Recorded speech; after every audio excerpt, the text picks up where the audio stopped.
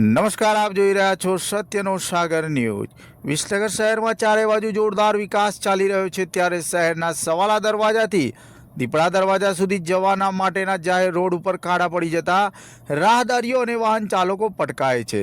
અને આ વિસ્તારના જાગૃત ભાજપના જ નેતાના ઘર પાસે નવીન રોડ બની ગયો છે, ત્યારે બીજી બાજુ આ જ રોડ ઉપર અસંખ્ય ખાડા પડી ગયા છે। ત્યારે આ વિસ્તારમાંથી દરરોજ હજારો વાહનો પસાર થાય છે અને આ ખાડામાં પટકાય છે। અત્યારે ચોમાસામાં વરસાદ આવતા આ ખાડાઓમાં પાણી ભરાઈ જતા રાહદારીઓ અને વાહન ચાલકો ખાડામાંથી પસાર થતા જાણે વૈતરણી નદી પાર કરી રહ્યા હોય તેવો અનુભવ કરી રહ્યા છે અને વહીવટી તંત્રની નિષ્ક્રિયતા અને નિષ્ફળતાના વખાણ કરી રહ્યા છે। અને આ બાબતે વહીવટી તંત્ર દ્વારા તાત્કાલિક અસરથી કોઈ કામગીરી કરવામાં આવશે ખરી કે પછી ઢીલું સંકેલવામાં આવશે જેવી ચર્ચાઓ ટોપ ઓફ ધ ટાઉન બનવા પામી રહી છે।